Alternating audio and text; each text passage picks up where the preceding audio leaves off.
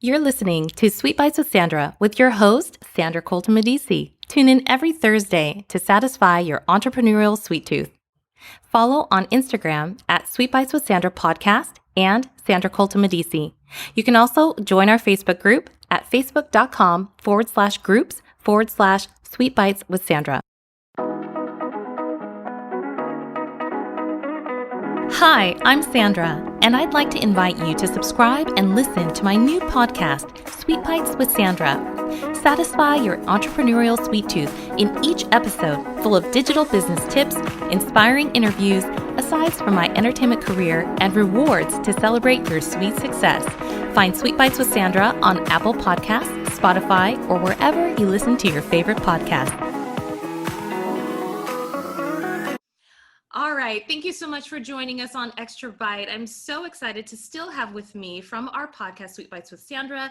We have the wonderfully, immensely, super knowledgeable Colonel James Minnich with us. And he has told me that he's going to stick around to answer some fun questions for us. So I just want to pose a few for him.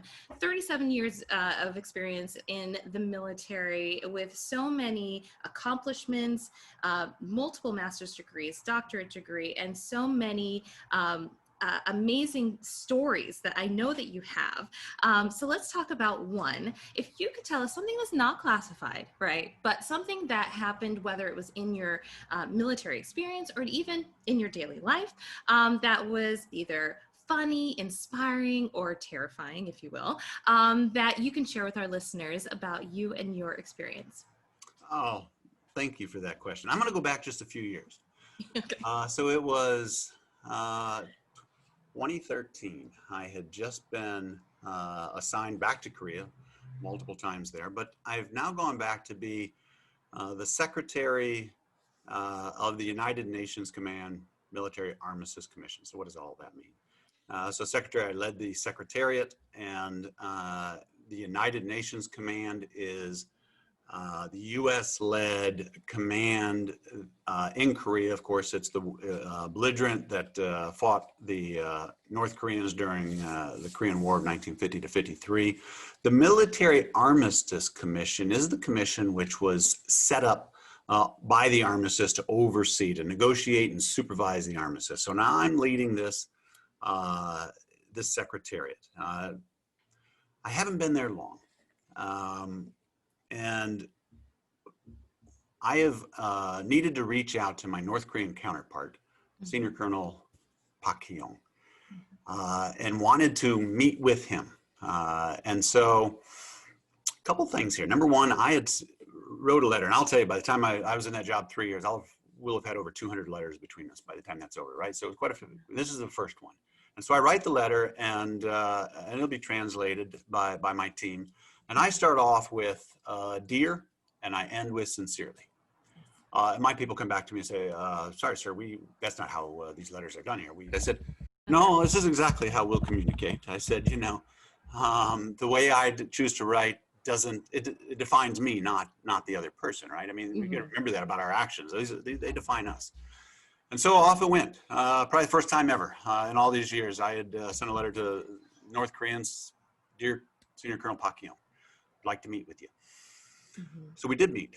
And they hadn't met at this level in some time, but now we came together and up in Panmunjom, which is the area in the DMZ that straddles over the military demarcation line, and we meet. And as I'm prepping for that meeting, I'm kind of thinking, he will probably be very rigid, stick to a script. Those types of thoughts is what I had imagined. We originally went and met at a table. And if you know anything about those that know things about negotiations, if you sit across the table, you really start creating an air of us versus them. And so I could tell that's how this was coming across. So I invited him. I said, let's go over to the back, over into receptions area and sit down there. I already prepped it with a few snacks and stuff. And we went in there and we sat and we talked. And he was very frank, very open. It was very casual. We probably spoke for 45 minutes. And this began, I would argue, our relationship of things we would work going forward. Now, that doesn't mean that we didn't have any challenges. We had a lot of challenges going forward. There were, over my 3 years there were 30 different incidents of shooting back and forth on either side. These were significant incidents. Some of them had fired artillery. We had artillery firing in the DMZ for the first time since the late 60s. I mean, these were significant events. So I'm not trying to paint a picture that there were not any challenges, but Right. but this was the first time for me that I would have sat down with North Koreans, and it led to a number of different things thereafter. Mm-hmm.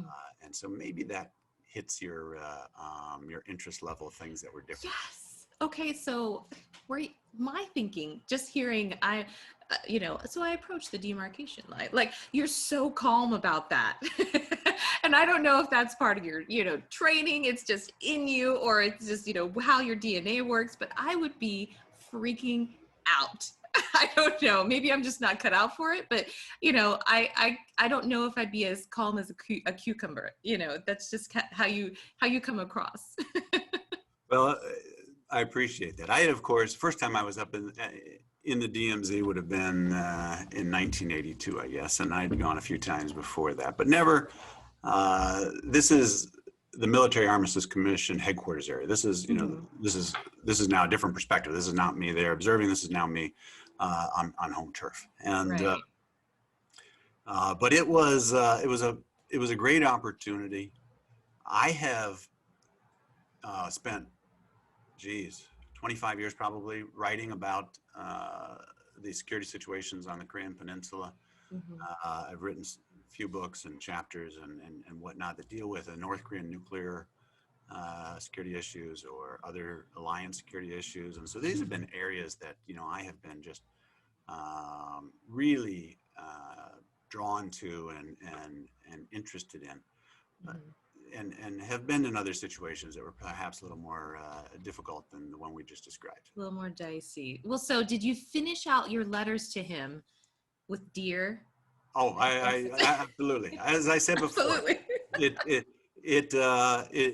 the way we behave defines us, not the other side. Yeah. And I had some difficult letters. I remember at one time receiving one that where the North Korean side had threatened to shoot my people. And so and I had to take different actions to try to, provide risk mitigation measures and stuff. And so I'm not stating that this is not without challenges, Right.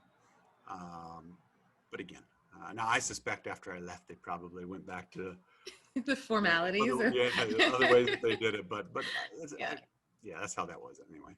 Nice. Well, so I ask a lot of people this next question, and that is to tell me something that you are super into right now. And that means like you use it today or tomorrow, mostly every single day, whether it's a hack, a secret sauce that you found, some sort of app or like people mover motivator. What are you into that you can't live without right now? That's quite the expectation when you lay it out like that. But I'll tell you a few things that that have got me interested. So I'm all about trying to find efficiencies and so as a result of that, I listen frequently to podcasts, and I use a smartphone to do that. I walking the dog or doing different things because they educate, they instruct, they inspire, they do all those things, and so I enjoy podcasts like yours, right? But then I try to, I've been trying some other things. So recently celebrated a birthday and my wife bought me a ukulele. And so haven't played that, but she does know that I used to play classical guitar. And she wanted me to get going again. And so now, but it's been 11 years, I think, since I picked up classical guitar, though they're in the corner. And so I said, you know what, I am going to do this. And so now for the last little bit every day, I have started picking up and practicing and playing the guitar, which I haven't done in a long time. Nice. Genealogy is something I really enjoy a lot. And so I've done a lot of that. And I have to do it in, family history kind of thing, learning about your family. And that's been really fascinating for me. Yeah. Well, I am not like, I have done some singing and dancing, but I am not instruments. They just don't like my hands or something. I don't know what it is. I'm not that way, but I definitely can appreciate when people are like willing to try new things or pick up old stuff that they used to do. So when's your album coming out? Yeah, right. So it's likely to, I'll join you singing karaoke sometime. How about that? We'll look forward to that. Exactly. Well, thank you so much for taking the time to chat with us. And if you missed the podcast, make sure you tune in. It's on Apple Podcasts, Google Podcasts, Spotify, anywhere you find your favorite podcast. You can look it up at Sweet Bites with Sandra. And today with Colonel James Minnich. Thank you so much. Invite me back. I'd love to be here. Definitely. Tune in every Thursday to satisfy your entrepreneurial sweet tooth with me, Sandra Colton Medici, on Sweet Bites with Sandra. Follow Sweet Bites with Sandra on Instagram at Sweet Bites with Sandra Podcast. You can also follow my personal profile at Sandra Colton Medici. And please join our group on Facebook. It's facebook.com/groups/Sweet Bites with Sandra. And all the time, Bites is spelled BYTES.